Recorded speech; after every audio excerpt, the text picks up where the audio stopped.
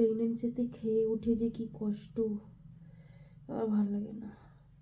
কবে থেকে ভাবছি মাথায় তেল নিব, কিন্তু একা একা নিতেও ইচ্ছা করছে না।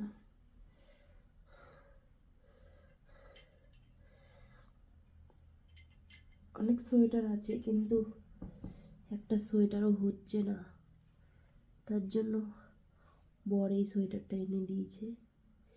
জানি না এটা ছেলেদের না মেয়েদের, তো এটা হচ্ছে, এটাই পরছি। ওই জন্য চুলগুলো কেটে দেবো, বেবি হলে তখন কেটে দেবো।